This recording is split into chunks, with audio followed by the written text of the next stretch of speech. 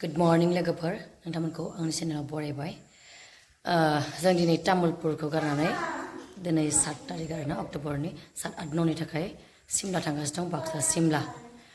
थ' दा 7ता जाबाय मर्निंनि ओमफ्राय बाजैया जोंनो जानायनि जगार खालामदों आरोना थ' जानानै खारनोसै जों मानो होनबा जानाय लोंनाया खैथायाव मोनजागोन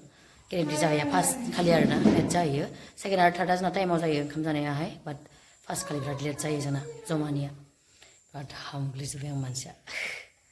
थांसै लोगोफोर आंनि फेभरेट लेस्रा भाजि बाथोन दावदै जाना खारनोसै आरो फुंनि ओंखामखौ गेरेम थांलायनोसै सिमला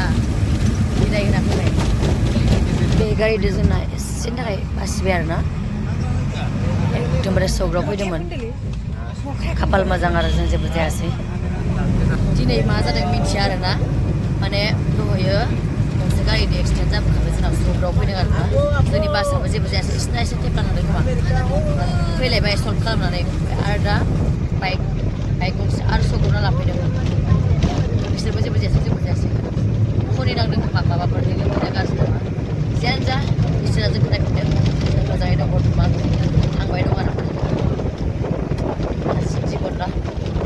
मोनफैबाय गानस्लायदों रुमा बेनो जोंना बे हस्टेलसोनो आरोना